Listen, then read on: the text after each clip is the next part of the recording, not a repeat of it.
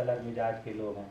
इसी online media में कुछ लोग जूते चप्पल और बेल्ट टाई बेचने का काम कर रहे हैं, कुछ विचार बेचने का काम कर रहे हैं, कुछ प्रतिरोध का काम कर रहे हैं, कुछ पोर्न चला रहे हैं। किसको ऑनलाइन में किस किस को शामिल करें, किस किस से प्रतिरोध करें और किस किस पर बात करें।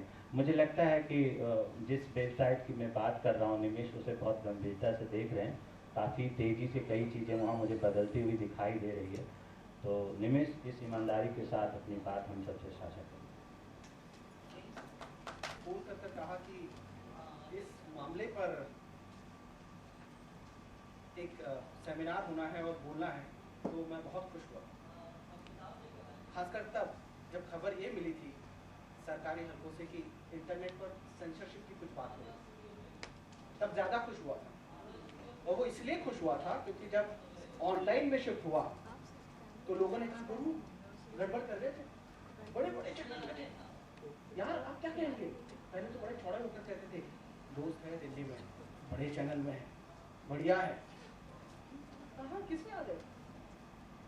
तो मुझे लगा कि सरकार ने हमारे वजूद को, हमारी उपस्थिति को इस मीडिया के एनवायरनमेंट में कहीं ना कहीं महसूस किया, तभी बात पूछे थे। वरना पहले तो हमारी कोई पूछ नहीं थी। 12 साल दिल्ली में रहा, प्रेसिडेंट हाउस के 1 किलोमीटर के दायरे के बाहर कभी नहीं जाना पड़ा, क्योंकि सरकार ने बड़े बड़े बंगले बना के रखे हैं, वो खाली पड़े रहते थे और उसमें हम जैसे उस समय के बैचलर्स को जगह मिल जाया करती थी। तब कुछ चीजें देखी सरकार के बारे में, क्योंकि संपादक के रूप में थी, टीवी जर्नलिस्ट के रूप में, या किसी अंग्रेजी और हिंदी पेपर के सिटी चीफ के रूप में जब आप किसी पॉलिटिशियन से मिलते हैं और जब आप उसके साथ शाम को आराम से बैठकर दाल रोटी खाते हैं, तो दोनों में बहुत डिफरेंस होता है।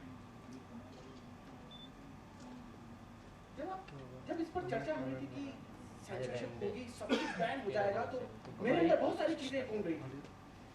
बहुत सारे पुराने वाकये दिल्ली के 10-12 साल सामने आ रहे थे। एक वाकया ऐसी आया, फील गुड इंडिया शाइनिंग के बाद एनडीए सरकार विपक्ष में पहुंची, बहुत बड़ा झटका था। तो एक दिन मैडम के साथ बैठे थे, सुषमा स्वराज के साथ, घर पर आराम से बड़े, तो मुझे बच्चा पुकारती थी, अभी भी वही कहती थी। तो उन्होंने ऐसे पूछा कि बच्चा कुछ किया नहीं जा सकता है? मैंने कहा क्यों, क्या हुआ मैडम? तुम देख रहे हो ना, इतना सब था, आ ही रहे थे हम लोग। तो मैंने कहा ठीक है, आप बताइए क्या कर सकते हैं। कार्डर वाइज पार्टीज की एक बड़ी प्रॉब्लम होती है, वो आपके जड़ पर जहाँ से समस्या या मुद्दा उठता है वहां हिट करना चाहते हैं। भेज दो सर देवांश को। मैंने कहा ठीक है, मैं आपको देता हूँ। हमने बैठकर 2 हफ्ते तक क्या करूं, छोड़ दूं, पार्लियामेंट्री क्वेश्चन तैयार किए, डिबेट्स का टॉपिक तैयार किया, 197 या किस धारा में कब हम कौन उठाएगा ये डिसाइड हुआ। और उसके बाद अपोजिशन के सारे मेंबर ऑफ पार्लियामेंट स्पीचेस दी गई, कोई नहीं आया, कोई तैयार नहीं हुआ संसद में मीडिया के बारे में कुछ बोलने के लिए।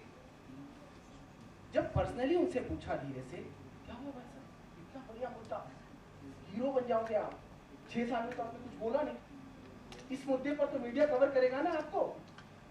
कहा भैया हम भी ये देख रहे हैं, बिल्ली के गले में घंटी कौन बांधेगा।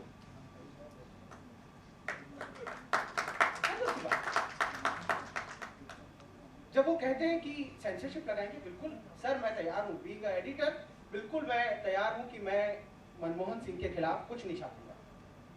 उनका स्टूडेंट रहा हूँ दिल्ली स्कूल ऑफ इकोनॉमिक्स में। उसके बाद इसलिए नहीं, इसलिए कि टीवी के दिनों का एक बड़ा राणा भाई साहब कड़वा टाइप का एक और बड़ा मजेदार वो हुआ।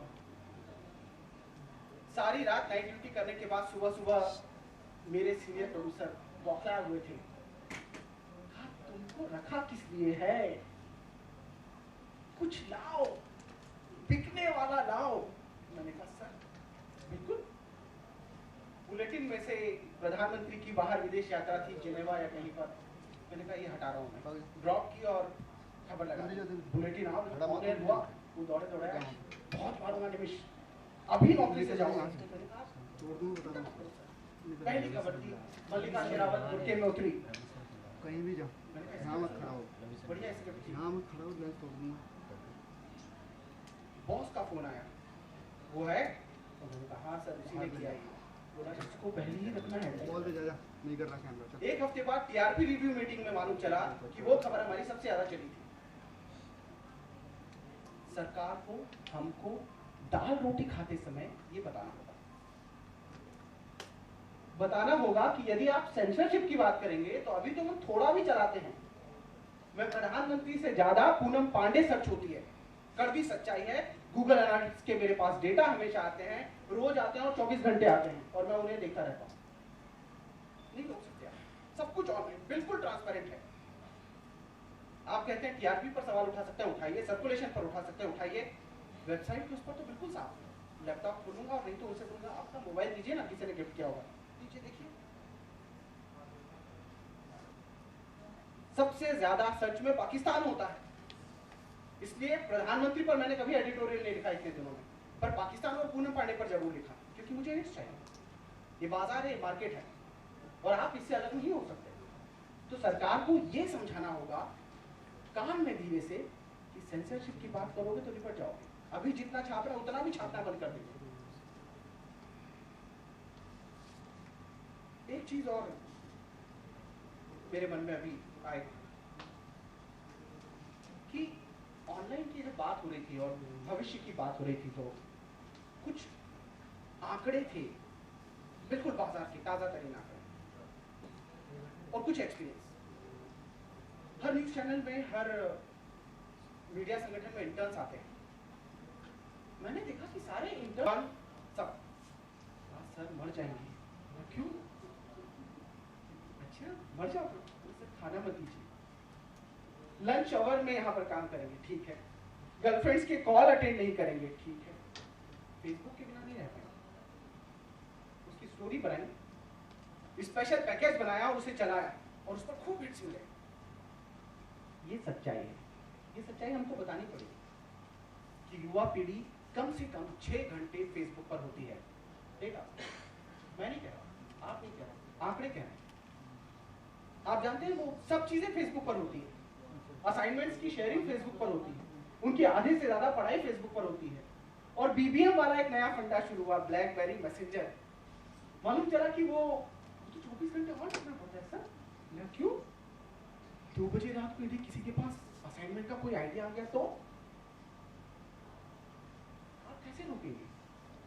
आप कैसे रोक सकते हैं?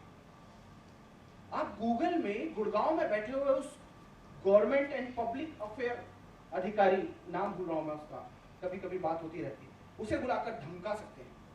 आप हैदराबाद से फेसबुक के ऑफिशियल्स को बुलाकर कह सकते हैं जरा देखिए। मुझे लगता है जब वो हम लोगों को बुलाएंगे तो फिर हमको याद दिलाना होगा, अच्छा वो उड़ान वाली आपको भेंट की थी, वो डाइनिंग रूम में लगी है ना अभी तो। और अगले उसकी, हाँ शोएब भाई से बात हुई थी कुछ दिन पहले, थोड़े से नाराज चल रहे थे। हाँ तो फिर क्या इंटरनेट पर सेंसरशिप की बात हुई थी? मेरा कहना ये है कि if they play dirty, definitely we have to really follow. यदि आपको अपना वजूद बचा के रखना होगा तो हमें ये करना होगा। हम इसलिए पूनम पांडे या पाकिस्तान ज्यादा नहीं चलाते क्योंकि हमें हिट्स मिल रहे हैं, हम इसलिए भी चलाते हैं क्योंकि हम सरकार को ये बताना चाहते हैं कि मेरी युवा पीढ़ी, फिर डेटा की बात करें, 18 से 24 साल की जो सबसे ज्यादा वेबसाइट देखती है, ऑफिस आवर्स में और बाकी समय 9 बजे से 7 बजे तक सबसे ज्यादा ट्रैफिक मिलता है, 70% से ज्यादा न्यूज़पेपर, ऑनलाइन न्यूज़पेपर पढ़े जाते हैं, उस समय युवा पीढ़ी ही पढ़ती है। और यदि हम आपको और आपके बॉसेस को या मैडम बॉसेस को उनके खिलाफ छापना बंद कर देंगे तो फिर सोच लीजिए। आखिरी बात, बहुत अच्छा मंच है और पहली बार शायद ऑनलाइन के इतने लोग हम इकट्ठे हो रहे हैं। तो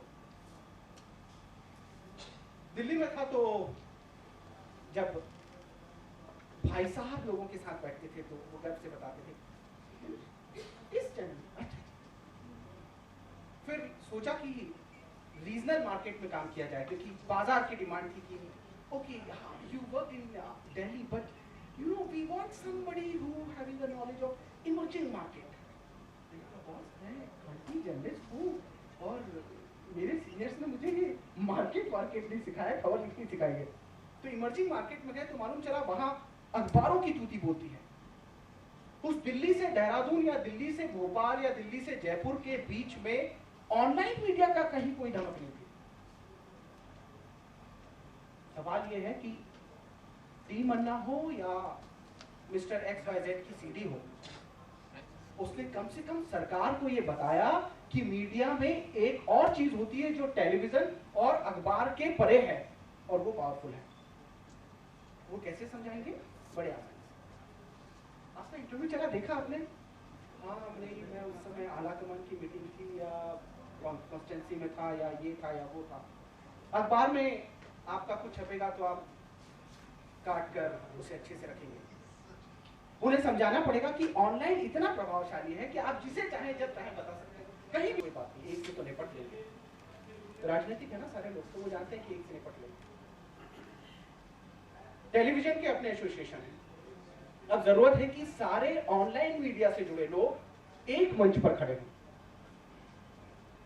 एक एसोसिएशन बने जहां पर हम अपनी बात कह सकें, वरना फिर इंटरनेट सेंसरशिप का खतरा हमारे सर पर जैसे अभी मंडरा रहा है, ये मंडरा रहा है। बस इतना। Thank you. बात कर रहे हैं। अब मैं आप लोगों को मुकेश कुमार, हम अपनी बात रखेंगे, उनसे अपील करूंगा। Mukesh Kumar main stream media में